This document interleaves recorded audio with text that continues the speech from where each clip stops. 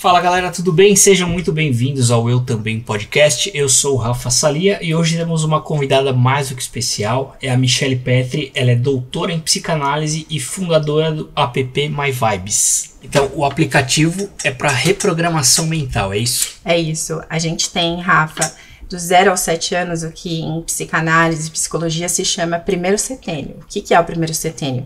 É a primeira fase de vida do ser humano onde todos os valores vão ser ancorados. Desde valores como honestidade, princípios, religião, time de futebol, tudo aquilo que vai nos reger pro resto da vida. E é tão difícil mudar um padrão assim, porque eu não... Que time você torce, Rafa? Eu torço pro Corinthians. Ok. E você? Eu sou palmeirense, como boa filha de italiano. Mas eu tenho que falar que eu sou São Paulina também, um pouquinho, porque toda a minha família é São Paulina, a atual família, a família que eu construí. Então é um pouquinho de cada, mas sou palmeirense de coração. E aí, quando você vira para um corintiano e diz assim, ó, eu te dou 1 milhão para você mudar e torcer pro Palmeiras. Óbvio que, naturalmente, ele vai dizer, tá bom, ok. Aí você coloca esse corintiano no meio do jogo do Palmeiras, numa final, Palmeiras e Corinthians. E você vai ver o tamanho da angústia desse corintiano quando ele tiver que vibrar num gol contra o Corinthians. Por quê? Porque é um padrão tão enraizado, tá ali no primeiro setênio. Provavelmente ele é corintiano porque o pai era corintiano, o avô era corintiano, ele cresceu assistindo jogos do Corinthians. E isso vale para todas as crenças que a gente tem. Mudar de crença é muito difícil, sobretudo quando essa crença está enraizada ali na primeira infância. Do 0 ao 7. Do 0 ao 7. É algo muito curioso, por exemplo, eu não sou, você falou do time e tal, eu sou corintiano, mas não sou fanático. Porém, eu aprendi desde criança, antes dos 7, que o verde é Palmeiras. Então, até hoje eu meio que vou contra a cor verde. Sim, mas não sou fanático, nada. E veja só, nem fanático você é, mas veja como o seu cérebro se defende de algo que teoricamente trairia a tradição do seu time, as cores do seu time. Família paterna. Né? Isso é muito sério. Isso é tão sério, porque a religião muitas vezes está enraizada ali. Aí você entende que há uma verdade que te consome mais, que é mais importante pra você, mas você fica brigando com você. Porque vem uma voz lá dentro dizendo assim, mas a sua mãe não te ensinou assim, o seu pai não falava assim. E você se sente, mais uma vez, um traidor da sua própria história. E aí realmente começa aquele conflito interno. Começa uma dicotomia, né? E é difícil lidar com isso. Então, o que acontece? Esses padrões todos que a gente tem, desde religião, de time de futebol, enfim, do que eu vou gostar e achar aceitável e do que eu não vou negociar jamais, tudo isso tá tão enraizado ali e a gente nem percebe. Porque a menos que você seja um entusiasta de desenvolvimento humano, de saúde mental, ou você se profissionalize nessa área, você nunca vai entender como o seu cérebro funciona. E você vai humanizar, normalizar um monte de coisas que jamais deveriam ser normalizadas. Meio que leva no automático, você disse. E aí você acha que as coisas acontecem porque o país está assim, porque o governo é assim, porque a humanidade está perecendo por conta de alguma coisa. Vou te falar uma coisa pessoal, tá? Sim. Só para embasar isso que eu tô falando. Durante todo durante todo o momento de Covid no mundo, eu dizia para mim, para os meus filhos e para o meu marido, nós vamos sair ilesos, nós nunca vamos contrair o vírus. E a gente, obviamente, tomava todos os cuidados, porque a gente tem que fazer a nossa parte, mas a gente nunca deixou de viajar quando era possível viajar, nunca deixou de ir a restaurante quando era possível ir a restaurante, nunca deixou de passear quando era possível. A gente ficou realmente em lockdown quando precisava, a gente respeitou isso. Nós nunca contraímos Covid. Uau. Nós saímos ilesos disso. Por quê? De ponta a ponta, a família passou zerada. Família toda. Ninguém contraiu Covid. E as minhas irmãs tiveram Covid. A família do meu marido teve Covid. Minha família, enfim. Nós estávamos blindados, não porque nós somos mais especiais ou porque Deus nos escolheu para nunca experimentar nenhum tipo de problema. Não se trata disso. Se trata de você saber quem você é. Ter noção da sua identidade. Quando você sabe quem você é e sabe que o que sai da sua boca determina todo o seu resultado, você começa a usar isso na sua jornada para o seu bem, para proteção, para blindagem, não só emocional, mas blindagem física, espiritual, blindagem emocional também, blindagem sobre todos os aspectos, que eu acho que é a nossa principal função, a gente se blindar, né? Sim, e você sempre teve essa pegada de poder da mente, né? Poder das palavras, ou foi depois do curso que você fez? Você é pós-graduada, é doutorada, né, em psicanálise. Sua formação foi? Comunicação social, estudou bastante. Mas só pra gente entender, né? Porque tem quem nos ouve pra conhecer toda a sua história. Você veio de Balneário Camboriú novinha, e aí conta pra nós a trajetória. Então, na verdade, eu sempre tive um pezinho na TV. Eu fui descoberta numa aula de balé clássico aos 8 anos, né? Eu sempre fui uma criança bonita, então... E eu fui a primeira filha. Eu acho que o fato de eu ser a primogênita de uma família que não tinha crianças, literalmente não tinha. Eu tinha 2 primos mais velhos, mas não tinha nenhuma menina na família. Então, quando eu nasci, foi um acontecimento não só para os meus pais, que ali aprendiam a ser pai e mãe, mas também para a família toda, que ganhava a sua primeira menina, né? E eu sempre tive esse título de princesa da família. Então, minhas criança, tias menina, me maquiavam. Claro, pois é, eu já boneca. tinha esse padrão, né? De realeza, né? Loirinha, de olho claro, enfim, a primeira... E aí, Rafa, eu fazia literalmente o que uma garota de classe média faz quando ela é a única. Eu fazia aula de balé, eu fazia natação, enfim, eles preenchiam a minha agenda com tudo aquilo que eles achavam que ia me fazer bem.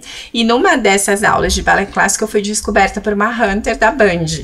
Isso em São Paulo já? Em São Paulo. Tá. E aí, eu me lembro que eu gravei algumas vezes um programa chamado Ele e Ela, que era um programa feminino da Band, um programa de tarde, assim, bem focado em público feminino.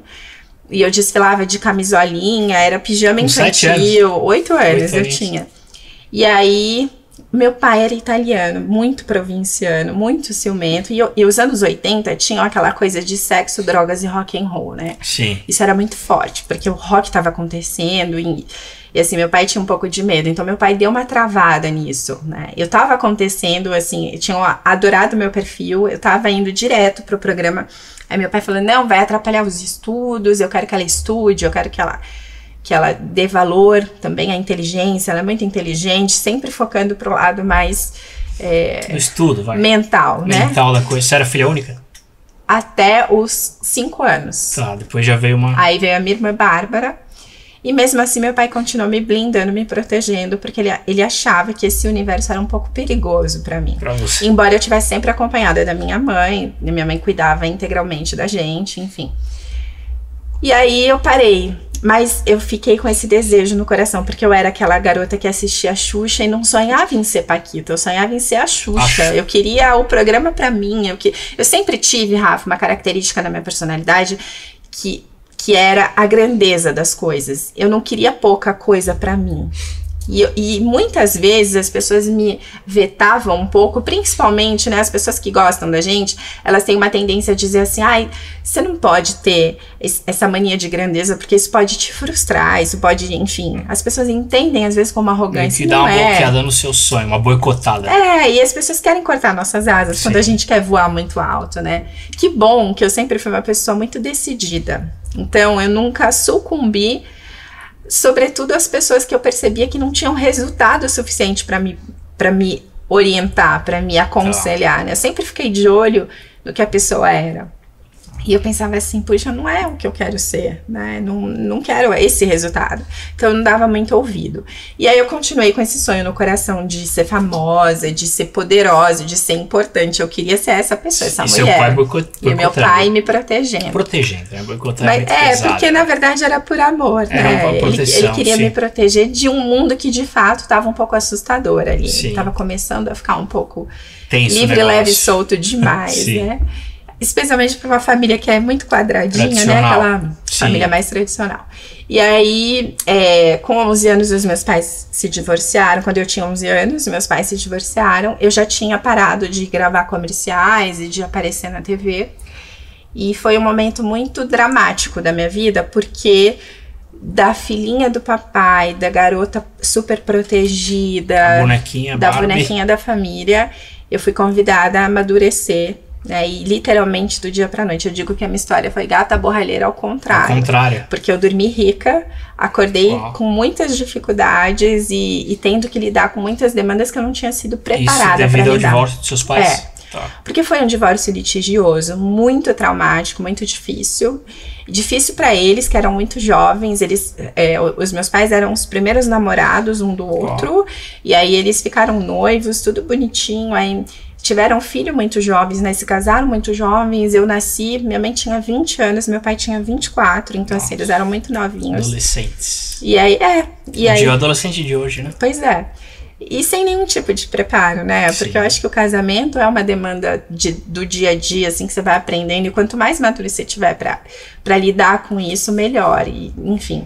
E aí eles sucumbiram e não deram conta disso. E a minha mãe de dondoca, teve que se tornar a dona da casa, literalmente, né? Assumiu as rédeas da família, da casa. E o meu pai não soube perder esse rebolado, Rafa. Então ele desapareceu por 5 anos das nossas vidas. Ele não soube separar o divórcio da esposa do divórcio dos filhos, né? Das filhas.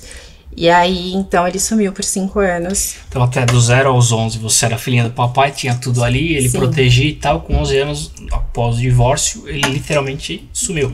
Ele sumiu mesmo e não deixou nenhum tipo de contato. Então, foi muito assustador. Mas, nesse tempo, aconteceu uma coisa muito curiosa, né? Eu tinha que lidar com 2 coisas muito difíceis. A saudade, porque eu não tinha nunca ficado longe do meu pai, e é muito difícil, né? E você desenvolve na saudade sentimentos muito perigosos, porque você confunde a ausência de alguém que tá doente, precisando se cuidar para depois te entregar uma coisa boa, com rejeição, com abandono.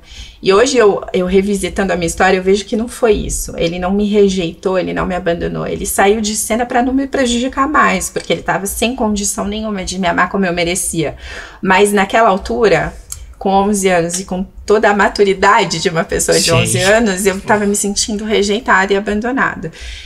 E aí, Rafa, eu tava entrando num tempo da minha vida muito delicado, que era a adolescência. Eu tava me tornando uma garota. Com 11 anos, da pré-adolescência, a menina evolui mais cedo, geralmente. E assim, eu tive que sair da casa onde eu morava, que era uma casa incrível, né? A gente tinha empregados, eu tinha babá, enfim. A gente foi pra uma casinha muito pequenininha. Eu e minha mãe e minha irmã do meio, a caçula ainda não tinha nascido. E daí a gente teve que resetar a vida e começar de novo. Só que nesse início, com todas essas perdas que eu tinha tido, eu comecei a duvidar do meu potencial. Porque quando você entra num flow de perda, você começa a perder uma coisa muito importante, que a gente tem que botar muita lente de aumento para não deixar acontecer. Sobretudo, e agora eu tô falando para mulheres que enfrentam esse momento de divórcio, com filhos, em qualquer idade, mas especialmente entrando na adolescência, botem muita lente de aumento sobre o comportamento da autoestima da criança, porque você começa a perceber que a autoestima da criança vai indo junto embora com as outras coisas. Eu comecei a pensar, Rafa, isso que com 11 anos tinha essa noção? Eu tinha. Você veio ter agora? Não, eu já tinha noção que eu tava me perdendo em mim. Tá. Porque eu tinha a sensação que eu tinha um pouco de culpa naquilo que estava acontecendo. A criança pensa que os pais separaram por culpa dela. Porque eu tinha alguma culpa naquilo, né? E foi muito difícil lidar com isso. Até porque, o que começou a acontecer? Eu comecei a me sentir culpada. Eu fui me desenvolvendo no meio disso tudo. Fui me tornando um mulherão. Com 12 anos eu já era alta. Já tinha um corpão. Eu me desenvolvi muito rápido. Eu já não era mais uma menina. Eu já estava me tornando, estava me tornando uma mulher bonita, assim, charmosa, que tinha, né, um corpão. Então, assim, e eu não tinha meu pai para me proteger, para me orientar, para me dar sinais de como eu deveria lidar com assédio. 3 mulheres na casa. E a minha mãe tentava, de todos os jeitos, me proteger. Minha mãe era uma espanhola super brava, assim, personalidade mega forte. Espanhola com italiana. Foi essa mistura que me fez. E a minha mãe era muito brava. Então a minha mãe falava assim... Minha mãe era um general, então eu tinha horário pra tudo, ó. Você vai pra escola tal hora, eu quero você tal hora em casa, e você tem tal hora você vai almoçar, e você tem isso pra fazer. E ela me enchia de tarefas que era pra eu não ter tempo. Caramba. Pra cair nas graças de ninguém. Porque eu acho, e hoje, eu vejo quanto minha mãe me ajudou. Uma forma de proteção também. Porque assim, a minha mãe tinha que dar conta das contas da casa, então ela começou a trabalhar e ela fazia muito hora extra. Ela trabalhava numa empresa chamada Pacalolo, que eu acho que era uma marca de roupa. Ela era secretária nessa empresa, então assim, toda oportunidade que aparecia de crescimento ela agarrava, porque ela tinha que dar conta da gente, né, de tudo. Crianças. Então ela me enchia de tarefas para me proteger, para me blindar. Mas aos 14 anos eu voltei para os concursos. E aí comecei a participar de vários concursos e fui vencendo alguns, fui perdendo outros e fui continuando. E eu tinha uma coisa, Rafa, eu nunca me achei a mais linda, de falar assim, não tem pra ninguém, eu sou a top. Eu nunca tive essa arrogância em mim, de achar que eu era absoluta. Mas eu sempre tive certeza que eu era muito carismática. As pessoas se afeiçoavam, sabe, graça divina? Sim. Quando a gente entende que quando Deus joga na gente, a gente de alguma forma se sobressai. Você atrai a pessoa pelo seu jeito. Isso. Então, não pelo que você faz. Exato. E isso começou a acontecer comigo. Eu acho que assim, eu pedia tanto pra Deus, pra eu retornar pra minha vida. Tantas vezes eu me lembro de ajoelhar no chão e falar assim, eu quero a minha vida de volta, eu não fiz nada pra perder. Eu buscava uma conexão que eu não tinha sido ensinada a ter, porque eu cresci numa família católica não praticante, né, que eu digo que é uma nomenclatura pra não passar vergonha. Eu sou católica, mas assim, não tem nenhum ensinamento nisso, porque a gente não conhece o padre, a gente não é ensinado a conversar com Deus, enfim, aquela coisa do Pai Nosso e da Ave Maria, e olha lá. E aí eu comecei a tentar conversar com Deus, porque aí as pessoas me dizem assim, não, isso que você tá passando agora, porque em outra vida já começam, né, a fazer uma confusão mental. Cada um crê em alguma coisa e acha que é o certo. E vão jogando, né, naquela criança. E eu já não era criança, eu já era uma adolescente, mas eu me sentia confortável quando eu ajoelhava e falava, Deus, eu quero a minha vida de volta, eu quero viver o que eu vivia. Eu não fiz nada pra merecer isso, eu não tô conseguindo alcançar onde foi que eu errei, porque eu trazia essa responsabilidade pra mim. E aí, Rafa, eu acho que dessa oração, do meu coração contrito, do meu coração quebrantado, Deus resolveu me olhar e falar, eu vou derramar graça sobre ela, porque as coisas começaram a acontecer muito rapidamente, de um jeito muito mágico pra mim. Quando eu fiz 16 anos, eu lembro que eu venci um concurso chamado Musa da Copa, que foi de 1998. Copa de 98, tá. E aí eu venci esse concurso novinha, muito novinha, mas eu já era esse mulherão todo. E aí venci esse concurso, fui convidada para fazer vários trabalhos. Aí disso eu fiz abertura de novela global, que foi a Mulheres Apaixonadas. Venci o Miss Brasil Beleza Internacional no ano 2000, com 18 anos. E aí comecei a fazer vários trabalhos de renome. E num desses trabalhos eu fui para um teste na TV Bandeirantes, que era para escolher a última personagem que a casa lançaria. E eu me lembro que nesse teste, Rafa, já tinham passado 10 mil mulheres. Nossa. Lindas. Eu lembro que eu cheguei numa sala, assim, e tinha tanta loira linda. Eles queriam uma loira, era o padrão. Uma loira. As exigências eu me lembro, assim, quando o produtor me ligou, ele falou assim, olha, eles querem uma loira alta, com um corpo de mulher brasileira, e eu acho que você tá super dentro do perfil. Você tava com quantos anos? Eu tava com 20.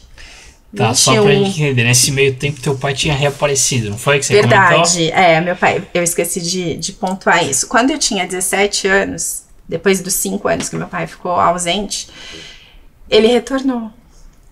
E aí, Rafa, aconteceu uma coisa muito curiosa. De prontidão eu perdoei meu pai. Eu não sei te dizer por quê. Não foi nobreza, não. Tá. Não carreguei, não julguei. Eu só queria rever meu pai.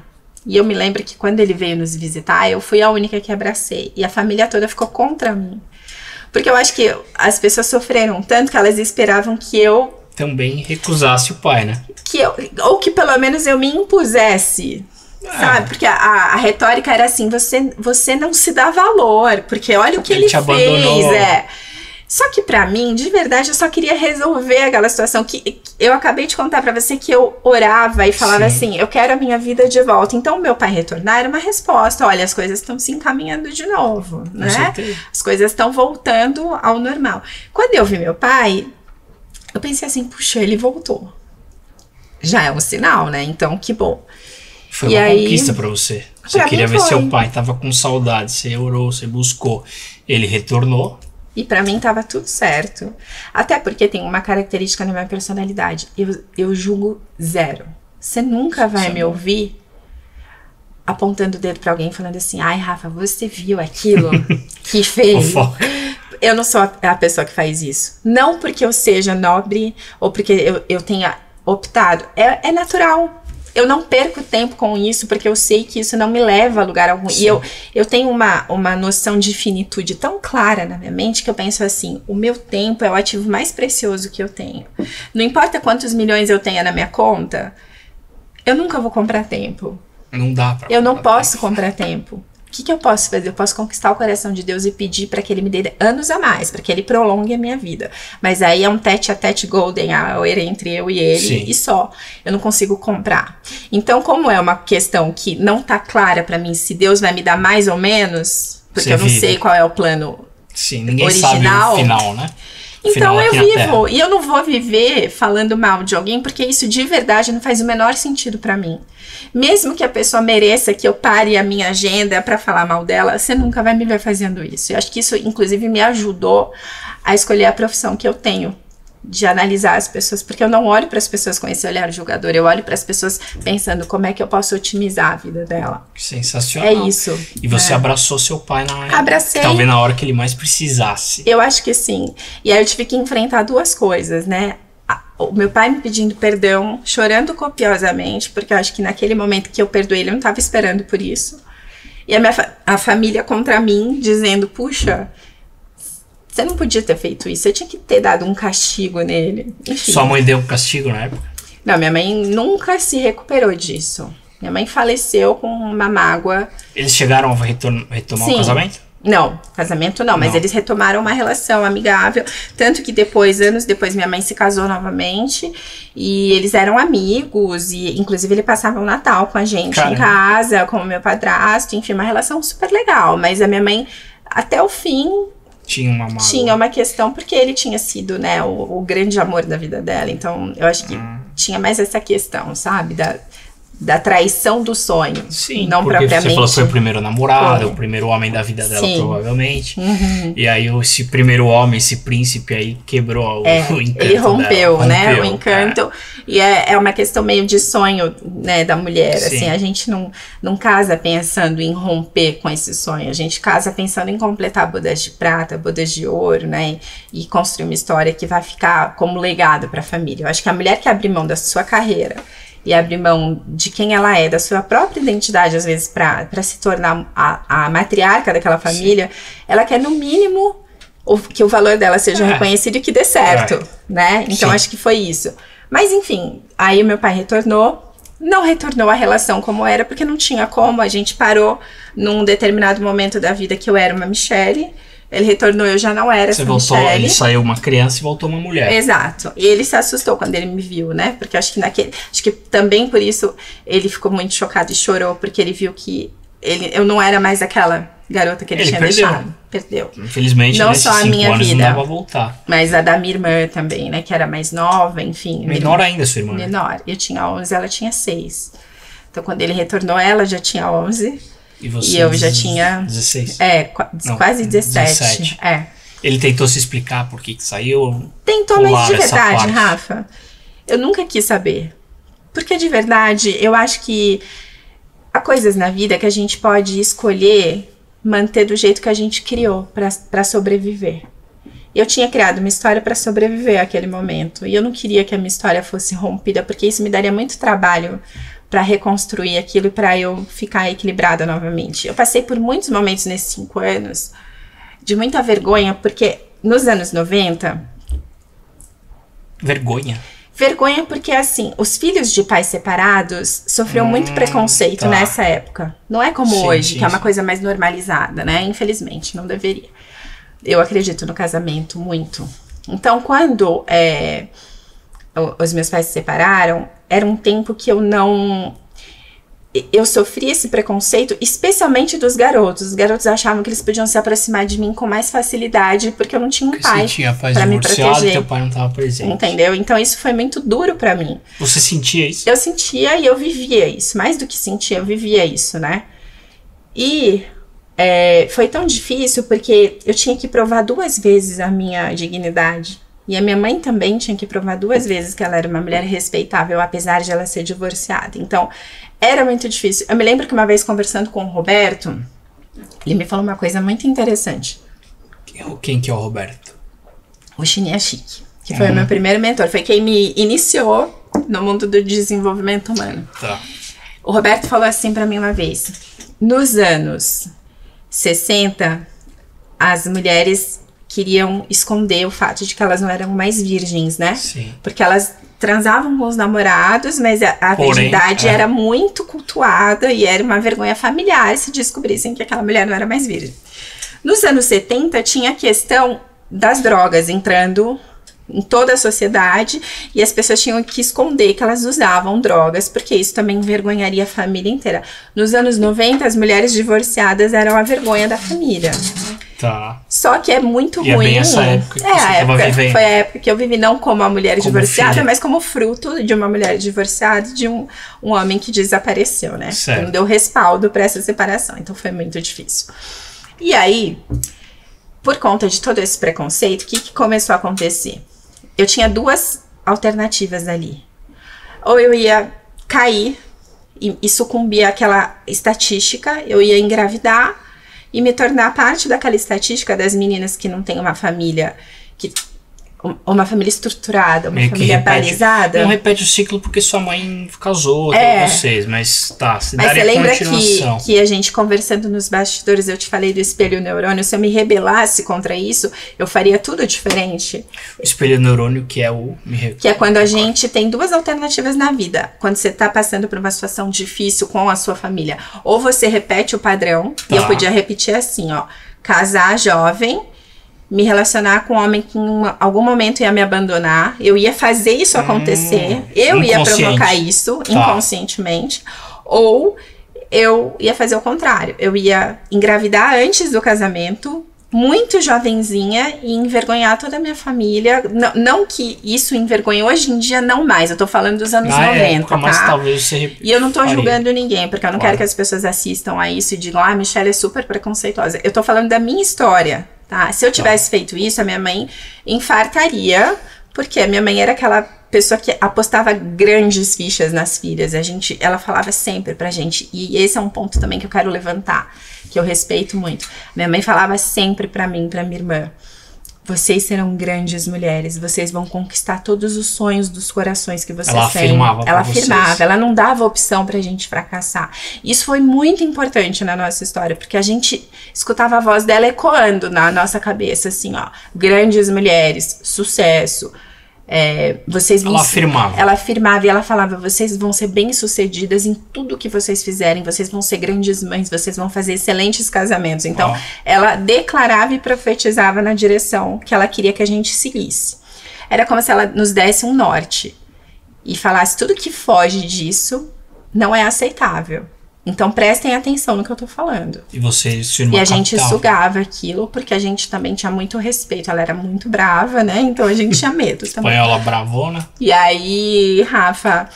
Então, quando meu pai voltou, eu também não queria mais lidar com isso, né? Com as desculpas que ele tinha pra me dar, porque eu teria que reconstruir toda aquela base que eu tinha demorado pra construir. Por exemplo, quando ele sumiu, eu comecei a trabalhar como princesa num buffet infantil. Eu tinha 14 anos e eu comecei a trabalhar. Fui convidada por uma amiga da família que tinha um buffet. Princesa que você se vestia de princesa? Eu me vestia de princesa, porque receber as crianças. Eu tinha bem essa cara, né, de Cinderela e tal. Sim. E aí eu me vestia e ia trabalhar. O que eu fazia com o dinheiro que eu ganhava? Eu me lembro que eu ganhava uma média de, sei lá, no dinheiro de hoje não sei quanto, mas eu ganhava R$20, que talvez se a gente convertesse, hoje, sei lá, daria uns R$100, sei lá. Uma criança de 14 anos. Mas eu pegava o dinheiro e comprava presente pra minha irmã e falava que meu pai tinha mandado pra ela. Porque ela tava sofrendo demais, Rafa. Era devastador. Era muito devastador pra ela, porque ela era uma criança de 6 anos que tinha crescido com o pai, que de repente não via mais o pai em casa. E assim, era tão devastador pra ela que eu não conseguia não fazer nada. Então eu escrevia cartas como se fosse meu pai, imitando a letra dele, e comprava presente, gastava todo o meu dinheiro comprando presente. Falava que foi o pai que mandou. E ela falava assim, por que ele não mandou pra você? Eu lembro dela me perguntando pequenininha, isso. Eu falava assim, porque você é a favorita. Ele mandou só pra você. Porque eu queria muito que ela saísse dessa situação com o mínimo de ônus possível. Eu sabia que ela ia sair traumatizada, porque ninguém sai ileso de um abandono, né? Você ter essa cabeça com 14 anos já é bem... Você estava à frente da Eu sempre tive um comprometimento com o bem-estar do outro. E eu acho que isso foi Deus quem colocou em mim. Desde sempre. Você nasceu com isso? Eu nasci com isso. É da minha essência. Eu não consigo assistir a uma injustiça. Eu sou aquela pessoa que no supermercado, se a mãe bater no filho, eu não tenho nada a ver com a história. Eu vou lá e me meto. Eu falo, não bata nessa criança. Você não sabe o mal que você tá causando. Eu quero dar sermão na mãe. E o meu marido morre de vergonha. Ele fala assim, não faz isso comigo, por favor. Eu falo, não. Se eu não fizer, eu tenho um colapso. Eu vou ter que me envolver e vou ter que contar pra mãe o mal que ela tá causando. Então, eu sou essa pessoa desde sempre. Eu não me conheço como Michele sem me envolver nas causas em que eu posso fazer a diferença, né? Hoje, mais cedo, eu gravei um programa de rádio e eu falei exatamente o que eu vou falar pra você. Eu acho que eu não conseguiria não impactar as vidas que eu toco. Não é uma decisão. É uma obrigação da minha alma. Se eu não sair daqui tendo a certeza que o que eu falei pode ter ajudado uma pessoa... Eu fico com a sensação do incompleto, do vácuo, da lacuna. Porque eu acho que Deus me usa para levar esperança para as pessoas, para dizer assim, olha, eu já passei pelo que você está passando, ou então, eu entendo o seu sofrimento, e eu quero te dizer que tem saída, que isso não é o fim. Sim, esse é o lance do Eu Também, ou Eu Também podcast, né, que é o nome do programa, é justamente isso. Então você tá falando um eu também. Eu também passei por isso, que uma criança de 14 anos, de 11, tá passando. Sim. E você consegue passar esse recado. Isso você foi na raiz do negócio. E é isso, Rafa, porque eu acho que a gente pode pegar o sofrimento e ressignificar pensando no seguinte, eu vou transformar isso em adubo. Porque eu sei que tem terras secas precisando desse adubo. Precisando escutar isso, ó. Eu já passei. Eu sei o que tá doendo. Eu sei que é humilhante. Eu sei que parece não haver saída. Parece o fim. Mas pode ser o começo da pessoa que você tem que se tornar para cumprir a sua missão nesse mundo. E sabe o que é uma missão, Rafa? É você em andamento. O propósito tá fora. Você tem que encontrar. Mas a missão é você. E se você não tiver preparado para o seu propósito, ele nunca vai acontecer. E muitas vidas vão ficar à mercê de algo que poderia ter sido completamente diferente se você fosse uma missão com a sua identidade curada. Se você pegasse todo o sofrimento que você teve, porque todo mundo tem, inclusive nas escrituras, a gente não tem nenhuma promessa que diga que aqui vai ser super facinho. A gente vai ter aflições, mas eu creio que se a gente declarar que na vida do justo há aflições, mas eu sou liberado de todas elas, eu acho que isso pode ser um bom caminho para você ter uma vida mais fácil. Quando você aprende que a palavra tem poder e que isso está ali nas escrituras, não sou eu que estou dizendo, e você começa a refletir, a meditar sobre aquilo que você lê e pensar assim, puxa, como é que Deus criou o mundo?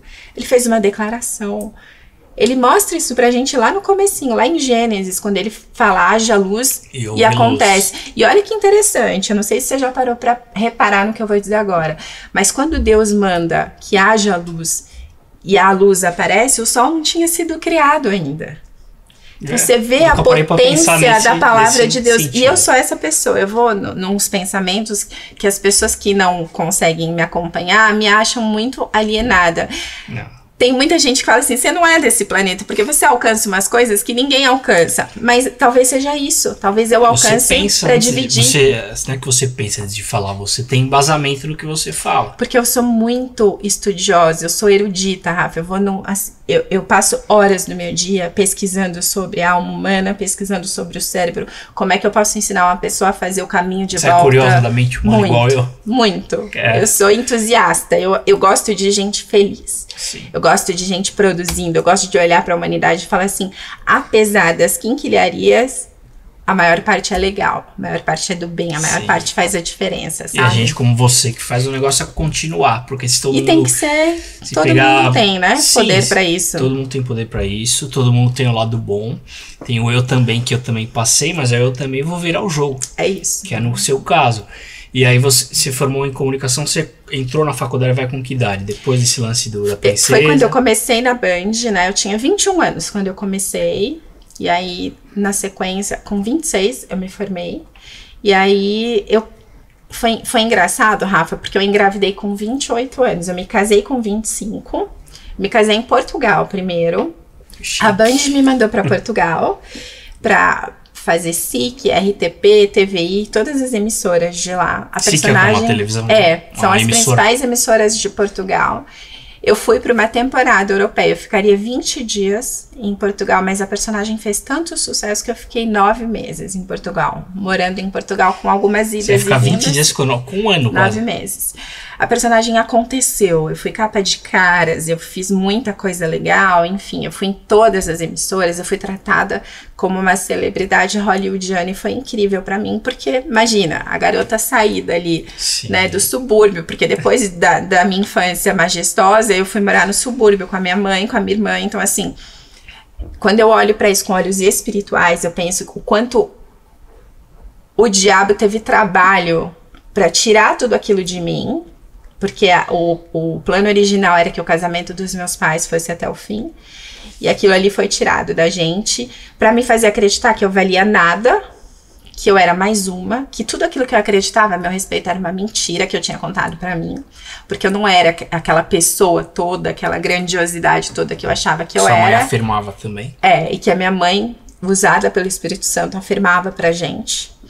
E aí, quando eu comecei a fazer o caminho de volta, eu acho que eu infernizei o inferno, porque eu fiz um caminho de volta tão bonito e foi tão legal, porque coisas começaram a acontecer. Lembra que eu falei que eu senti que Deus derramou graça sobre mim, porque coisas aconteciam com uma facilidade que eu não consigo explicar.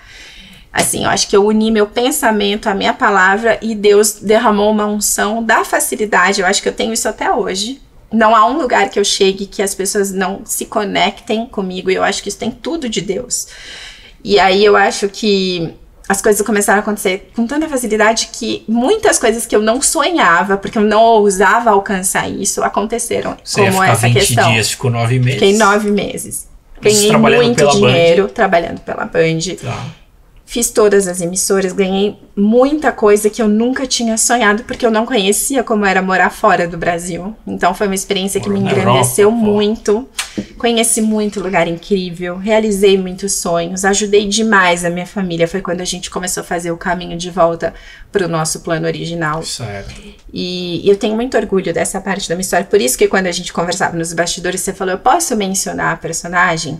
E eu sempre vou dizer, deve, porque eu não sou persona não grata, porque essa personagem trouxe pra mim personagem tanta te deu coisa legal, muita coisa legal. Ela me possibilitou viver coisas que eu não teria vivido. Sim. Não naquele tempo, não com aquela idade. E Deus queria me forjar ali, tenho certeza. Quando eu revisito a minha história, eu penso assim, puxa, com 20 anos, né? Depois de passar por tudo isso e ter tantas perdas, né? Eu tive uma base muito boa. Acho que Deus teve esse cuidado do meu primeiro setênio ser perfeito. Aí eu passo por uma situação muito difícil, muito desafiadora, na contramão de tudo aquilo que eu acreditava. E eu retorno de um jeito tão majestoso, tão grande, tão maior do que eu achava que seria possível. Você voltou com quantos anos? A acontecer, a ganhar dinheiro com 21. Com 21 anos eu já tinha comprado... dado essa volta, reviravolta. Já tinha comprado tudo que eu já tinha perdido. Assim, Quando você foi pro Pânico, você estava com a cidade? Não, o Pânico aconteceu bem depois da Band, né? Tá. Na verdade, assim, eu finalizei o meu trabalho na Band quando eu tinha 24, foi depois da cirurgia. Eu tive uma cirurgia no ouvido.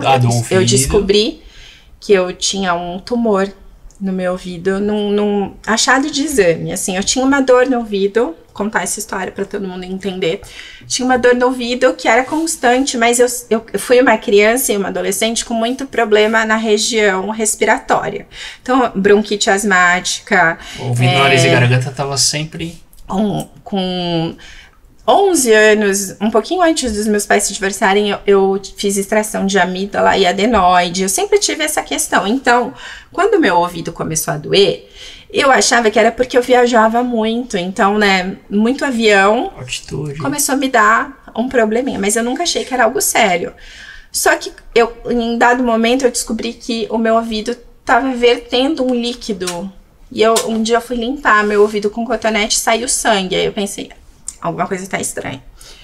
Procurei um médico muito bom, Porque nessa fase da vida eu já tinha condição de pagar o melhor médico para cuidar de mim. E o médico me recebeu e falou assim, olha, você tem um tumor no ouvido e você, quando eu te operar, tem que tirar, porque ele tá corroendo todo o seu tímpano, tá bem comprometido. Nossa. Assim, exatamente assim como eu tô relatando pra você. Eu e minha mãe. E a minha mãe branca, em pânico. Ele falou assim, a gente tem que fazer biópsia para entender se é um tumor benigno ou maligno, mas você tem esse tumor e quando eu te operar você vai ficar com paralisia facial, com certeza, não tem como. Ele afirmou 100%. Afirmou. E eu saí, obviamente, muito chocada, porque eu tinha que consolar minha mãe, que tava pior do que eu. E você trabalhando com imagem. E me consolando, né? Porque eu pensando assim, acabou, né? De novo eu vou perder tudo, zero. Porque eu dependo da minha imagem, né? Pra trabalhar. Pra trabalhar e sobreviver e ganhar dinheiro. Bom, Rafa, eu cheguei em casa, eu chorei muito, eu fiquei desesperada. E eu pensei, eu não tenho estrutura pra passar por isso de novo. Coitada da minha mãe. Eu tava com mais pena da minha mãe do que de mim. Porque eu pensando assim, meu Deus... Ela não pode fazer nada, coitada. E ela chorando, enfim, foi um caos. Aquela noite foi um caos. E meu namorado falou assim, Michele, meu namorado tinha tido um câncer no joelho com 26 anos, muito perto desse acontecimento. E ele tinha se tratado assim de um jeito extremamente respeitoso, conciso, pontual no AC Camargo. Tá. E ele falou assim, no meu caso, que foi um câncer... AC Camargo é o Hospital do Câncer. O Hospital do Câncer em São Paulo. Em São Paulo. Ele falou, eu tive tanto respeito, tanto cuidado, eu acho que vale a pena você passar com um profissional de lá. Eles são especializados. Sim. Se você tiver um câncer, ele vai te dar o melhor caminho. Mas você tem que escutar uma segunda opinião. Eu tava iludida por conta de eu ter procurado o médico top das galáxias na área de otorrinolaringologia... E ele ter dito isso pra mim, e eu pensei, o Papa... teve como verdade. O Papa da medicina, enfim, voltada pra área, me disse, é isso. E aí ele abriu os meus olhos e me levou a coletar uma segunda opinião, Rafa. Mas eu tava destruída, porque eu já tinha absorvido a ideia do que ele tinha me passado, e eu pensei, acabou. E fui. E quando eu cheguei, eu fui atendida por um médico que virou um grande amigo meu, Dr. José Ricardo Testa, do AC Camargo. Otorrino, melhor do que o que eu tinha ido. Depois eu descobri, pesquisando e ouvindo outras opiniões, que ele, assim, ele é uma sumidade nessa área.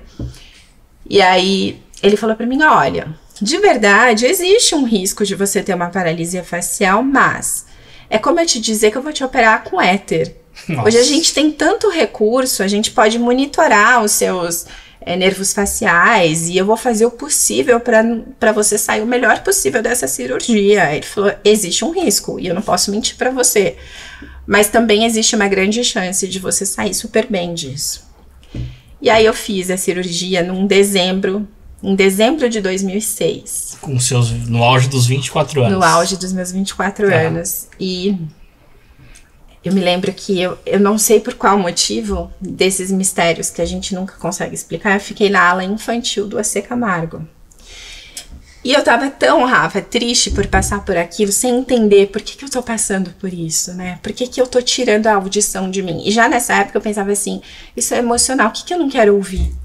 O que eu tô me privando de ouvir, que eu tô castigando meu ouvido? Por que eu vou perder minha audição? Porque... nessa altura do campeonato eu sabia que eu perderia pelo menos 50% da minha audição, do ouvido esquerdo. E aí eu tava muito frustrada e muito revoltada, não com Deus, comigo, tentando entender por que eu tinha causado. Até que eu levanto pra dar uma volta, eu tava no dia anterior à cirurgia. Eu me lembro que eu levanto pra dar uma volta no corredor pra espairecer. Você sabe quando você precisa dar vai dar uma volta pra respirar. Um respiro, né? Um ufa na alma. Eu dei de cara com 3 crianças que iam operar, 3 criancinhas de uns 7, 8 anos, carequinhas, sem cabelo, brincando, correndo, como se elas estivessem na Disney. E passando por aquilo tudo com uma dignidade. E as famílias ali inteiras, íntegras. Aquilo foi um soco na minha cara. Eu me senti tão pequena, Rafa. Ali já tava a resposta porque você tava na aula das crianças. Aquilo foi Deus falando assim, não é nada. não é nada. Quem disse que você tá sozinha? Quem disse que não tem propósito? Sim. Aquilo pra mim, quando eu olhei aquelas crianças, eu fiquei com vergonha da minha postura. Eu pedi tanto perdão pra Deus e Rafa... O que você tava culpando virou motivo de perdão. De perdão, porque eu falei assim, eu me lembro com riqueza de detalhes do sentimento que eu tive. E aí, quando eu voltei pro quarto, o Flávio, meu marido, que na época era meu noivo, tava comigo, minha mãe, e eles olharam pra mim e falaram: o que foi? Eu fiz assim, eu não queria falar, porque eu não tava nem em condição de falar, eu tava com um nó na garganta.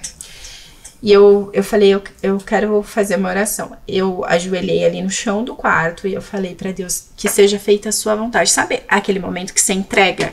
Você fala assim, eu não tô com medo mais. Você pôs literalmente na mão de Deus. Na mão de Deus, eu falei... Resolve pra mim, o Senhor sabe muito melhor do que eu. Porque toda vez que eu tentava, por isso que eu te disse nos bastidores, eu vou dizer aqui, Rafa, a gente tem uma tendência de querer resolver as coisas achando que nós somos os deuses das nossas próprias existências. E isso é tão pequeno, isso se perde, isso cai por terra toda vez que você é colocada numa situação dessa. Se eu pudesse falar para as pessoas... Exato. Eu podia ter feito uma mandinga, eu podia ter feito uma magia, eu podia ter feito uma promessa para algum santo, enfim, eu não tô desrespeitando nenhuma crença, mas eu vou falar com a propriedade de quem chegou muito perto da morte, porque claro, eu tinha isso, essa era uma iminência que eu podia viver, porque o médico falou, tem um risco, afinal, eu vou abrir a sua cabeça. Show. Ele teve que arrancar todo o meu ouvido para fazer a cirurgia. Eu tenho uma cicatriz gigantesca atrás do meu ouvido esquerdo, na minha cabeça. Então, assim, existia o risco de eu morrer. Eu cheguei muito perto disso. Então, eu vou te falar com essa propriedade, tá? Não é experiência pós-morte, eu não vivi isso. É de quem chegou perto de ser apresentada. E aí, quando eu olhei aquelas crianças, e essa é uma experiência que eu acho que todo mundo devia ter na vida, para entender o quanto é pequeno, o quanto é frágil, o quanto se Deus fizer assim, ó, acabou tudo. Acaba tudo. O quanto Deus é soberano. Ou ressurge tudo, né? Ou ressurge tudo, exatamente. E nessa hora eu entreguei pra Deus porque eu pensei assim, eu não tenho nem o direito de falar assim, me livra. Porque eu tava com vergonha de pedir pra mim, eu queria que ele livrasse aquelas crianças. Porque eu tava pensando naquelas mães, eu pensando assim, se a minha mãe tá nesse estado, porque eu tô com um tumor benigno no meu ouvido, que eu posso sair ilesa, eu não ia precisar fazer quimioterapia, radioterapia, nenhum. Você chegou a fazer? Não fiz nada, porque era benigno, eu não tinha câncer, eu tinha um tumorzinho que assim, tava corroendo o meu tímpano, eu perdi, né, o meu tímpano, mas dos males o menor ali. E eu pensando, essas crianças tem uma doença, e essas mães têm que ser fortes, porque elas têm que passar para essas crianças uma segurança que eu não sei se eu teria condição de passar. Não dá pra fraquejar. E ali é a limítrofe, né? Ali é onde você entende a força de um ser humano, porque às vezes a gente acha que os problemas são tão grandes e eles são tão pequenos. Bom, eu não pedi nada para mim, eu pedi para as crianças. Certo. E mais uma vez, da minha essência de sempre, eu tava olhando para a dor do outro. E me sentindo ridícula de achar que eu tava com algum tipo de dor, de verdade. Eu não tô dizendo isso porque a minha alma é nobre, eu tô dizendo porque é como eu sou. E quem tá perto de mim sabe que é assim que eu sou. É assim que eu funciono na vida. E é assim que eu me sinto bem, eu me sinto humana. Quando eu consigo olhar pra você e pensar, talvez a dor dele seja muito maior do que o problema atual que eu tenho. Então, eu sou essa pessoa. Você consegue medir a dor, sentir a dor do outro. Eu consigo ter empatia e respeito pela sua dor. E não importa o tamanho dela. Talvez, Rafa, as pessoas têm uma ilusão de que a dor é só a morte, dor é só a miséria. Não, porque para uma pessoa que tem depressão, ou ansiedade, ou enfim, burnout, um cansaço é muita coisa. Porque a pessoa tá num limite muito perigoso, muito tênue. Então, assim, o que eu posso suportar, talvez de monte, alguém nessa condição não consegue suportar 1%, porque ela já tá num limite muito perigoso, né? E eu não posso ser arrogante e dizer, mas é uma questão dela, eu não tenho nada a ver com isso. Não, eu tenho, porque eu acredito na física quântica e eu acho que a gente se impacta. A sua existência impacta a minha impacta a sua. Sim. Eu não posso achar que eu tô aí em La La Land e que a minha vida é perfeita e que eu vivo num universo paralelo. Não, e eu não quero ser esse ser humano. O dia que eu for esse ser humano, eu quero que Deus me recolha e me leve, porque eu não sou contribuição mais para esse mundo. Eu quero continuar sendo esse coração que olha para o outro de forma respeitosa. Tem empatia. Eu quero. E aí eu passei pela cirurgia e deu tudo certo. Foi muito melhor do que a gente estava esperando. Porque eu tinha ainda esse risco, né, da paralisia facial. Eu tinha o risco de vir a óbito. É uma coisa muito interessante, porque eu lembro que quando isso aconteceu, eu pensava assim... Nós estamos falando de 2006. 2006. 2006, tá. Se eu morrer, o que eu vou deixar aqui? Eu pensava assim, eu vou receber umas coroas de flores, né, da Band, das revistas para as quais eu já tinha feito capa. No total, eu fiz 18 capas de revista na minha história. Eu pensava assim, eu vou deixar a minha família bem, e acabou. E eu pensava assim... Acabou ali, literalmente. É muito pouco. E eu acho, Rafa, que de verdade foi aí que nasceu o meu desejo de ajudar as pessoas mais do que eu queria, porque existe uma diferença entre você desejar uma coisa e você fazer essa coisa acontecer. E essa é a linha que separa as pessoas que vão construir histórias que vão se tornar legados. É quando você põe a mão na massa e fala assim, eu não quero mais desejar porque eu não consigo só desejar, isso tá tão consumido em mim, a minha alma tá tão consumida com isso que eu preciso fazer acontecer. E eu cheguei e quando eu saí da cirurgia, eu fiz toda a recuperação, foi tudo perfeito. Eu perdi 25% só de audição, então foi muito pouco perto do que era pra poderia. Perder 100, virou 25%. Então... E é assim, com oscilações, porque às vezes eu faço audiometria, eu tô com tudo ok. Você acompanha até hoje? Acompanho até hoje, e pro resto da vida eu vou acompanhar. Então, mas assim, de todos os ônus que eu poderia ter, eu não tive nenhum. Nenhum se cumpriu. Nenhuma maldição sobre isso foi, de fato, concretizada. Eu tive muitas bênçãos depois disso, porque depois disso, Rafa, como todos os anos eu preciso ir ao hospital, ao AC Camargo, eu acabei fazendo amizades e eu fico sempre na ala infantil, e eu não sei por quê. Até hoje? Até hoje, quando eu vou pra consulta, eu cruzo com muitas crianças. E, como eu fiz muitas amizades, porque tem mães que praticamente moram ali, né, por conta dos tratamentos, enfim. Uma das coisas que sempre acontece é, quando a gente conversa, elas me pegam pelas mãos e falam assim, ai, se eu pudesse voltar no tempo que tudo era normal, as mães falam pra mim, eu daria muito menos valor pra bagunça, daria muito menos valor para as coisas que eu achava que eram imperdoáveis, eu perdoaria muito mais. Eu seria uma pessoa muito mais leve. Na vida. Mas olha como tudo é estratégico, Rafael. Tudo é estratégico. Eu não era mãe ainda. As mães me procuravam e eu nem sei porquê. E elas seguravam assim na minha mãe e falavam assim, ai, quando você tiver um filho, dá valor pro amor. Cria com amor, tá? E você? E eu peguei todos os depoimentos que na verdade para mim foram uma construção da maternidade que eu viria a ter. Quando eu me casei, eu disse pro meu marido, eu quero ser mãe de um casal, é o meu sonho. Quero muito, mas eu quero que o menino seja o primeiro, porque ó, se tudo der errado, ele vai proteger a caçula. Eu era a primeira. Você já pensava isso? Eu já, porque a nossa mente de alguma forma volta nas dores. E a nossa mente considera as possibilidades, Rafa. Por isso que eu quero falar uma coisa agora, para quem estiver nos assistindo, muito importante, você que é mãe, pai, você que tem uma família, antes de qualquer decisão, e eu não tô aqui te evangelizando, eu não tô aqui dizendo que é pecado, que não é pecado, não tem nada a ver com isso.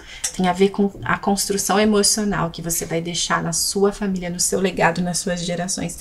Antes de definirem o fim, reconsiderem o começo. Pensem por que vocês decidiram ficar juntos, por que teve a decisão de casar, quais eram os planos. Tentem, porque, Rafa, é difícil demais você se recuperar de uma decisão que você não teve a consideração do benefício da dúvida. Ninguém nunca chegou em mim e falou assim, você acha que você ficaria bem se o papai não morasse aqui com a gente? Você acha que você não tem o direito de resposta. Entendeu? E a sua vida sendo impactada ali no olho do furacão. Você no meio do turbilhão. E você não tem nem a chance do benefício da dúvida de dizer assim, vocês não podem tentar só mais uma vez. Eu sei que tem casos que são casos extremamente difíceis e que há agressão, e eu sou super a favor de romper com isso. Eu nunca vou normalizar ou romantizar qualquer tipo de agressão. Sim. Às vezes nem física, tá? A agressão verbal pra mim é tão grave quanto. Judia, né? Eu acho que a gente não tem que suportar isso. Mas às vezes é só uma questão, Rafa, de falta de olho no olho, de falta de conversa, de falta de carinho, de abraço. Mulher é um ser que ama o cuidado, e isso tá ali também nas escrituras. A gente precisa ser amada como Jesus amou a sua igreja. A gente quer esse cuidado, a gente quer esse elogio, a gente quer essa devoção. Sim. Porque sabe o que uma mulher quer num casamento? Diga, conte. Ela quer olhar para o marido e perceber um olhar de devoção, assim, ele me ama, ele me deseja, ele me quer. Ele tem um olhar para mim que ele não tem para qualquer outra mulher. É isso. O cara que acha... Você acha que é uma questão de acolhimento e, como eu posso dizer, eu não acredito muito nisso. Se você falar, foi uma vidas passadas. Eu também não. Então é mais o lance do histórico familiar, que o negócio meio que você falou que se repete. Mas você acha que a mulher precisa disso, desse lance do acolhimento e do lance de tipo, meu pai foi com a minha mãe, eu preciso ter com ele. Eu acho que nem é só uma questão de sentença, né, de família, de geração para geração. Tá. Na relação homem-mulher, quando é uma relação que tem amor, que é séria, né, não tô falando de namoro, não tô falando de ficar de uma noite de sexo boa, não é isso. Eu tô falando de relação, de uma relação que você decidiu, que você tá apostando suas melhores fichas, seus melhores anos nessa pessoa. Certo. A mulher, ela quer saber que ela é única. E eu tô falando sobre todos os aspectos. Porque tem homem que acha que tratar a mulher bem basta. E não, ela quer se sentir desejada. Ela quer que você tenha um olhar de desejo sexual por ela. Ela quer que você tenha um olhar de desejo, de admiração por ela, pela pessoa que ela é. E ela quer sim abraço, ela quer beijo. Mulher adora falar, como você já deve ter notado. Só eu falo nessa conversa. Mas é bom, porque quem tá aqui tá pra ouvir o convidado, não eu. Não é? E então, assim, a gente quer conversar, a gente quer falar, né? E às vezes de assuntos muito profundos, mas às vezes de assuntos que são muito banais, mas que são importantes pra gente, né? A gente quer falar, por exemplo, o que você tá achando do atual governo? E você quer escutar que a pessoa tá presente para aquela conversa, né? Eu gosto, eu não gosto. Ouvida. Então, assim, eu vejo que essa é uma dificuldade da parte masculina, né? De manter conversas que não sejam muito práticas. Homens são mais práticos, isso a ciência, a neurociência explica, mas acho que a gente pode fazer esforços, né? Sim. A gente pode abrir mão de coisas que teoricamente seriam mais importantes, né? Por exemplo, o homem gosta muito de produzir. Por quê? Porque desde sempre o homem tem a ideia da provisão. Então, ele gosta de produzir o tempo todo. A mulher gosta muito do interpessoal, né? Da relação. Então, às vezes, ela tem que abrir mão um pouquinho desse interpessoal para deixar o seu homem produzir mais. E ele também pode abrir mão da produção para deixar a sua mulher protagonizar mais. Então, acho que é uma questão meio de adequações que a gente pode fazer, né? É o que você falou, de conversar e entender o outro. É sobre isso. E eu acho, Rafa, que assim... Isso tudo que eu vivi, esses dramas que foram muito difíceis, né? Que eu consigo contar hoje com uma leveza, mas que não teve nada de leve quando eu vivi. Você passou um tumor, seu pai foi embora com você quando você tinha 11 anos. Teve o divórcio, além dele ir embora. E teve o preconceito que eu vivi, porque o tempo, enfim, não era o tempo atual. E ainda hoje eu acho que existe, só que ele tá mais velado, né? Ele não tá tão aberto. A gente vive uma sociedade...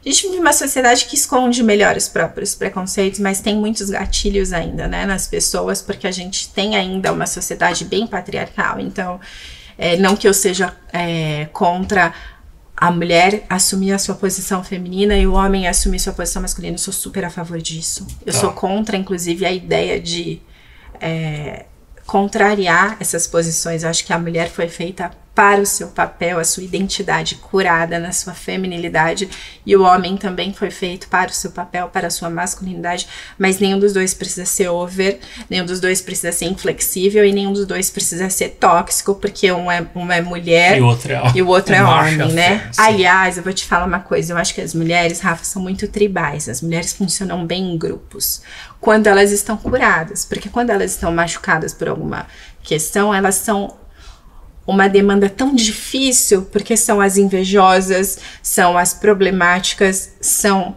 as rixosas. Aí se unem. E essas mulheres são perigosas. Então, eu sou mega, super partidária de curar todas as mulheres. Assim, eu quero mulheres poderosas nos seus papéis, curadas, extremamente fortes, porque eu acho que quando a gente consegue dizer para uma mulher quem ela é, quem ela nasceu para ser, e ela entende, internaliza e ancora esse poder, ninguém segura essa mulher. Você tem muito essa demanda de mulheres que procuram saber da sua história e que estão precisando ali do... A maior parte dos meus pacientes, maior parte assim dos cuidados que eu tenho atuais são com mulheres. E eu fico muito feliz, porque houve um tempo da minha carreira que eu tinha muita conexão com a parte masculina naturalmente. Porque eu trabalhava com imagem, então isso conectava mais com os homens. E quando eu comecei a fazer a transição, eu tive, né, um pouco de receio. Sim. Porque, e eu entendo... Receio da sua parte? Não, da parte feminina. Ao contrário, tá. Demorou um tempo para eu conectar, porque eu tinha muita coisa para mostrar, eu tinha muita coisa para falar, e eu tinha muita entrega boa para fazer, mas não me davam essa chance. Durante um tempo eu fui repelida, porque eu acho que as mulheres ainda me associavam à mulher inatingível, que não fazia parte do universo delas, né? Porque eu era a loira, gostosa, rica, famosa, capa de revista, e isso não refletia a realidade da maioria das mulheres. Então, elas me repeliam.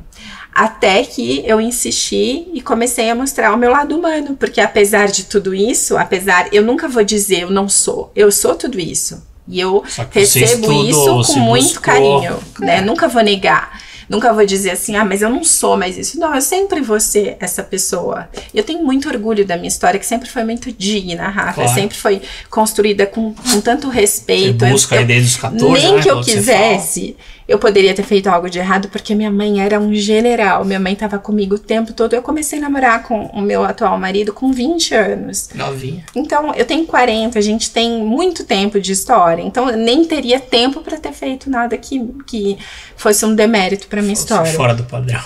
Mas, mesmo assim, eu entendo que as mulheres tenham tido esse escudo de proteção. Mas aí, aos poucos, elas foram entendendo o meu lado humano, os meus sofrimentos, os meus medos, as minhas angústias, tudo aquilo que eu tinha, tanto quanto elas, ou talvez até mais, né? Porque conforme a sua demanda, maior a sua angústia, a sua responsabilidade, o seu medo.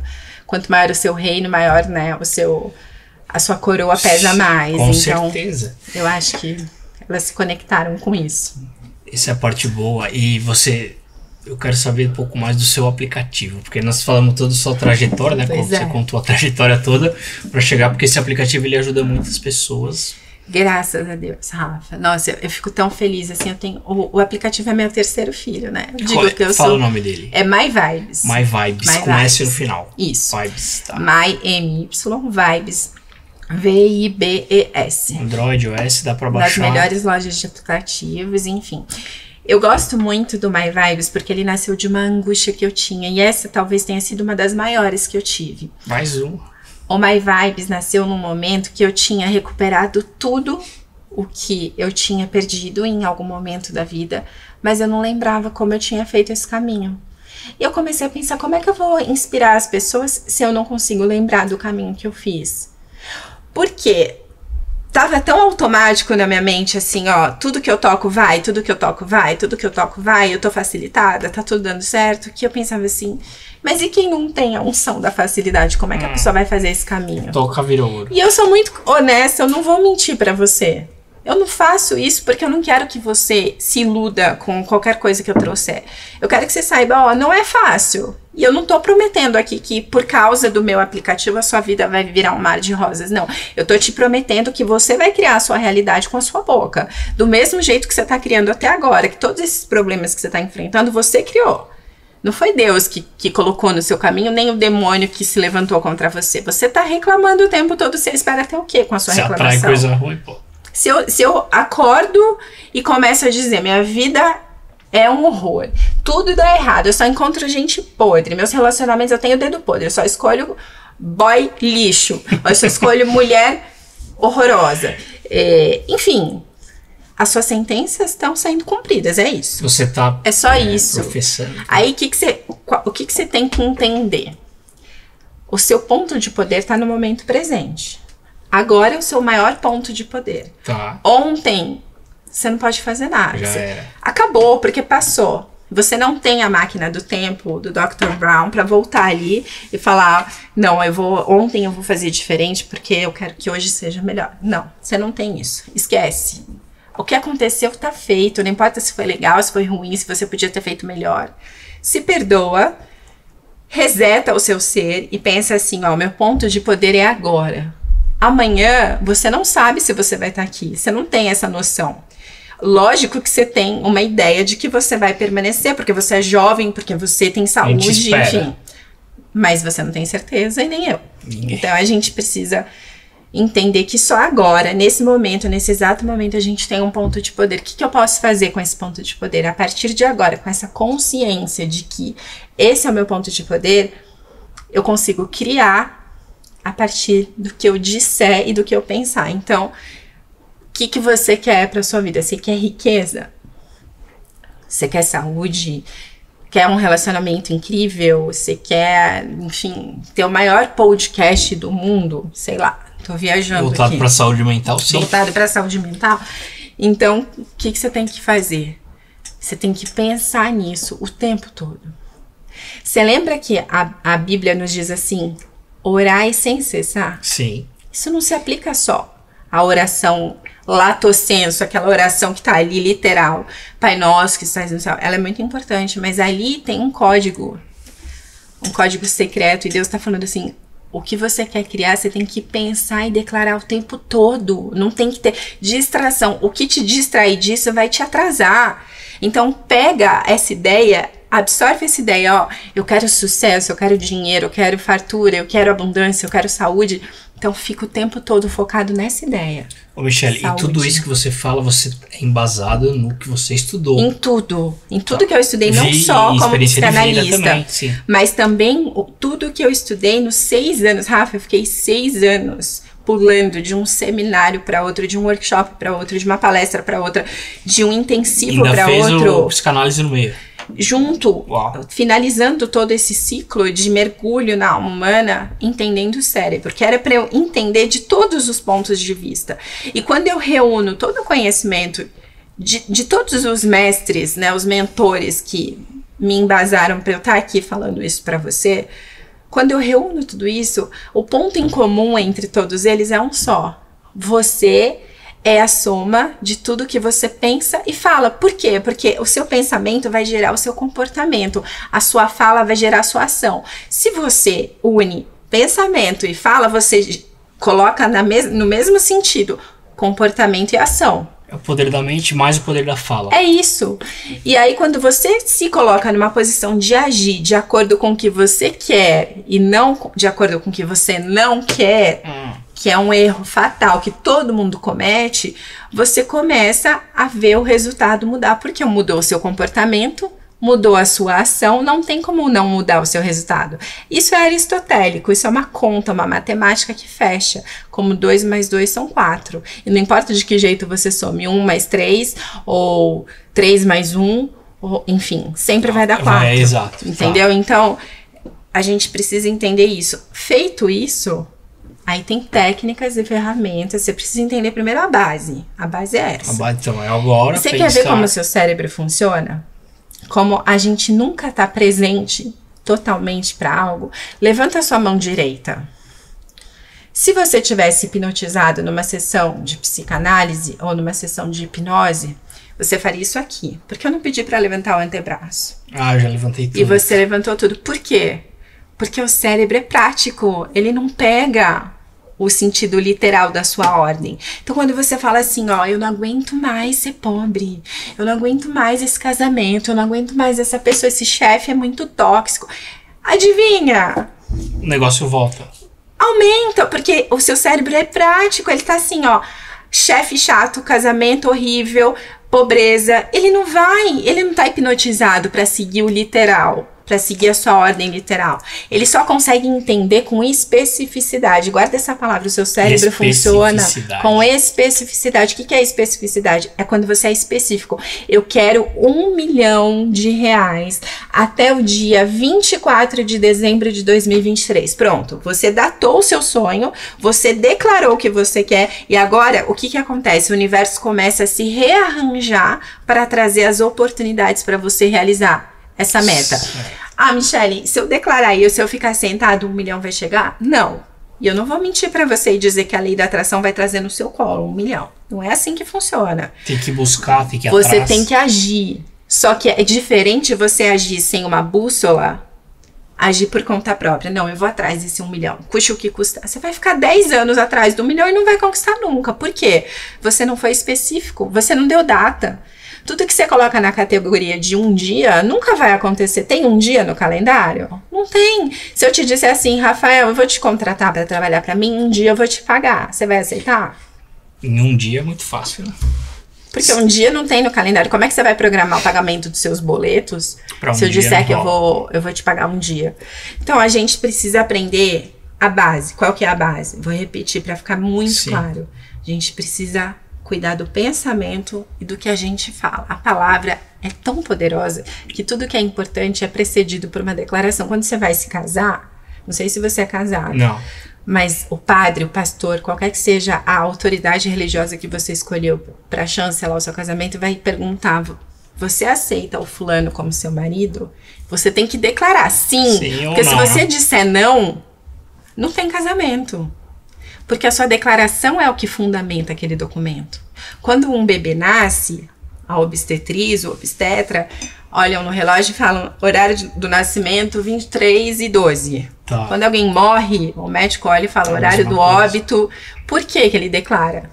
Porque o documento só pode ser validado com a declaração de uma autoridade. E quem que é a maior autoridade da sua vida? Sua vida? É você. Mesmo. Eu mesmo. Então, qual é a dificuldade de entender que tudo que você fala gera um documento espiritual que vai te embasar? Não tem dificuldade, é só uma questão da gente pensar. As pessoas têm preguiça de pensar, Rafa. A verdade é essa. As pessoas querem tudo prontinho. A gente vive um tempo em que as pessoas são assistencialistas.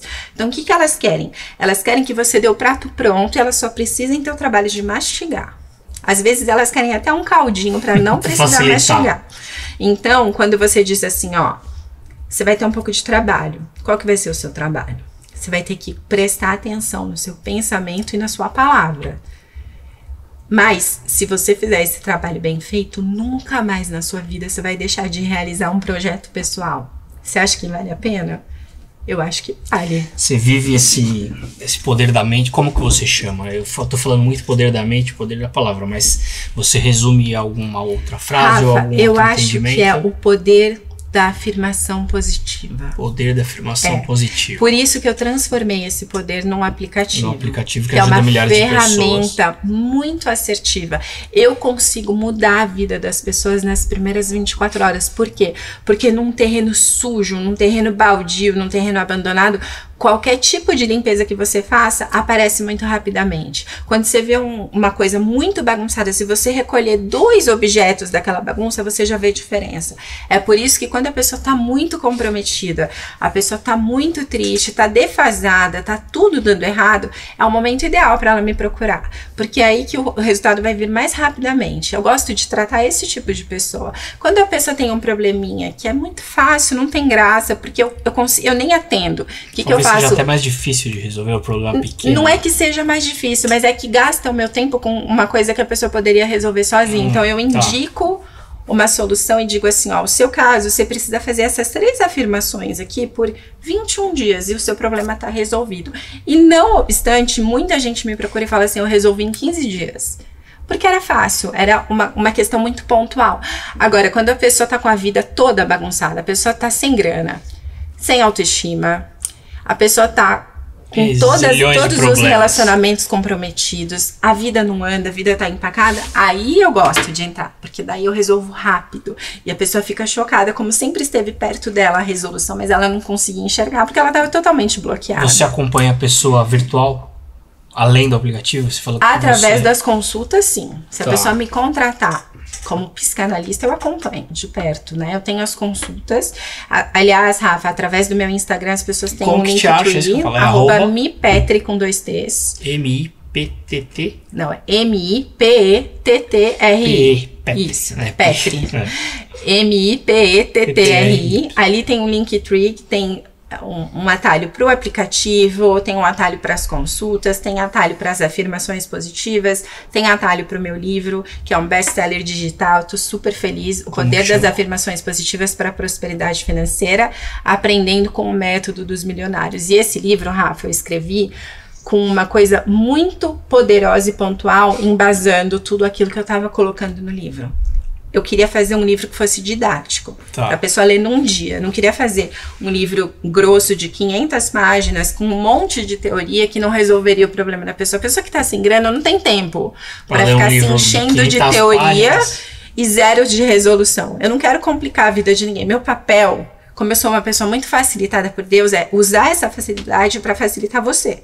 Então, eu quero, tudo que você me vir colocando a mão vai ser para facilitar a sua vida. Eu não vou complicar nada. Eu poderia, porque eu tenho know-how para complicar tudo. Eu escrevo muito bem, eu falo muito bem, eu poderia usar 1000 palavras aqui que ninguém entenderia o que eu falo. Mas não é para isso que eu tô aqui. Eu tô aqui para resolver o problema de todo mundo que tá assistindo a gente. Então, meu livro é muito curtinho, pontual, ele vai no ponto. Porque, vou te falar uma verdade sobre quem não prospera. Toda pessoa que tem dificuldade financeira tem um grande problema com o pai. À luz da consciência ou não. Por quê? Isso a psicanálise explica. O pai é o nosso provedor, por teoria, principal para toda a vida.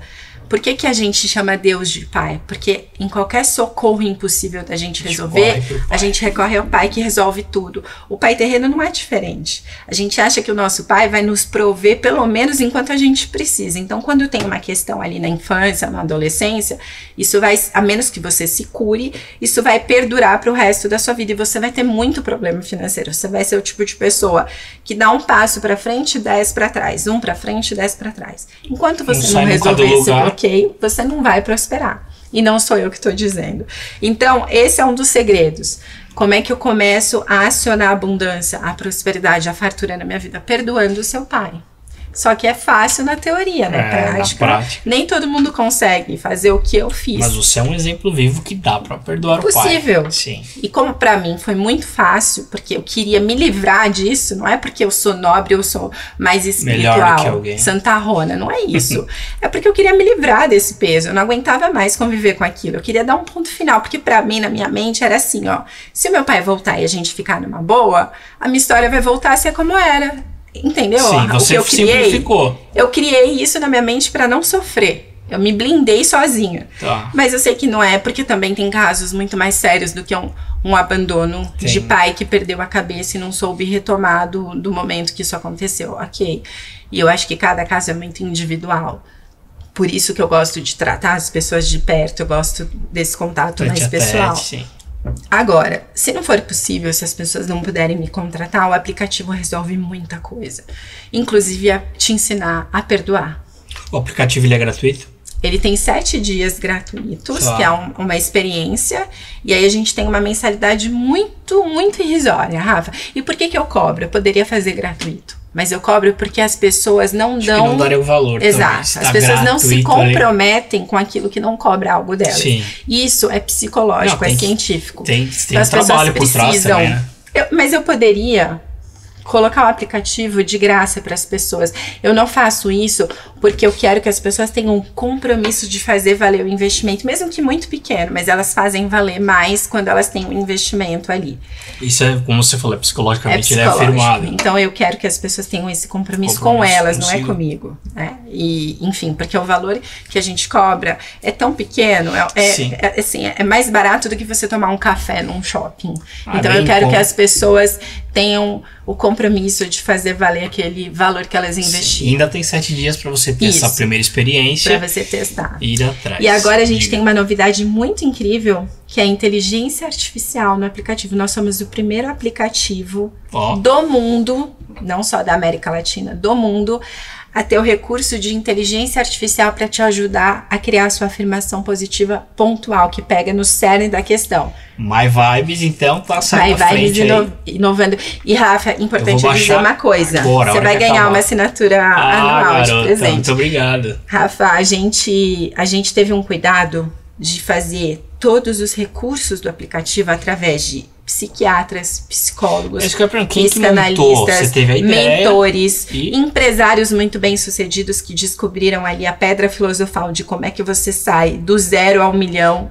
Então a gente pegou a cereja do bolo de todas essas pessoas, que são pessoas de muito sucesso, e juntou todas essas opiniões, juntou todas essas afirmações, porque a gente pegou, por exemplo, a Priscila de Sá, que é a maior autoridade de liderança feminina no Brasil, e perguntou para ela, se você tivesse que treinar uma mulher para o sucesso, o que você ensinaria essa mulher a declarar na vida dela? E aí ela ensinou ali, a gente colocou como opção de roteiro para uma mulher que quer se tornar uma mulher poderosa para a própria vida e fazer história. Então tem um grupo bem forte por trás do aplicativo. A gente pegou muita gente poderosa, inclusive o pastor Antônio Júnior, para quem gosta da Bíblia. O que é o pastor Antônio Júnior? O Antônio Júnior é uma das principais autoridades evangélicas no Brasil. Ele tem o maior canal evangélico do mundo. Pastor Antônio Júnior. Vou dar uma pesquisada. Muito bacana, assim, ele tem um conteúdo incrível e ele ensina para quem não quer se dividir entre as opiniões do mundo e as opiniões de Deus, ele criou afirmações baseadas na Bíblia, na Escritura Sagrada, para a gente declarar. Para quem gosta de uma posição mais científica, tem ali os psicólogos, tem os psiquiatras, tem os mentores também. A gente tem o Gilbert Chaves, que é um mentor. Espiritual. Tem tudo o que uma pessoa precisa para resolver tudo na vida. Então ela vai lá, e agora a gente tem a inteligência artificial. E como é que ela funciona? Você tem uma questão pontual, então o que você tem que fazer? Você só digita ali, o seu problema é financeiro. Então, financeiro, como prosperar? Ela te dá uma afirmação de acordo com a sua necessidade pessoal. E a gente está falando de uma inteligência tão poderosa que ela pega o seu problema e transforma numa solução rapidamente. Um recurso que nenhum aplicativo no mundo de reprogramação mental tem. Tá patenteado. Senão o pessoal vai A gente tem uma preocupação, Rafa, de tornar a experiência do usuário cada vez mais poderosa, para que esse usuário, como tantos depoimentos que a gente já recebeu, diga pra gente assim, eu comprei minha casa própria, eu quitei todas as dívidas, eu perdoei a minha mãe, eu consegui um relacionamento saudável e eu só tinha relacionamento tóxico. A gente recebe tanto depoimento forte, tanto depoimento real de superação, que é incrível. Aí é nesse momento que eu digo assim, era isso. Por isso que eu passei por tudo que eu passei, porque eu precisava ler esse tipo de coisa. Isso me move, isso me motiva. Talvez se você tivesse só teoria, seria diferente, você tem a prática. E talvez se eu vivesse o tempo todo da minha beleza, se eu decidisse viver da minha imagem a vida inteira, eu poderia ter tomado essa decisão de ficar na TV atrás de uma bancada, ser uma jornalista, viajar o mundo, enfim, não sei como é que eu me posicionaria. Mas se eu quisesse ser só uma autoridade jornalística ou só uma autoridade do entretenimento, enfim, eu perdesse a chance de ajudar tanta gente a se salvar dentro dos pesadelos que vive, sabe, Rafa? Não tem preço que pague quando eu vejo que uma pessoa vivia um pesadelo e ela transforma a vida num sonho, naquele sonho que batia no coração, que fazia o coração ficar quentinho, e você sabe? Consegue ajudar essas pessoas. E eu consigo, e é muito legal. Sensacional. Então, quem quiser baixar, vai lá, My Vibes.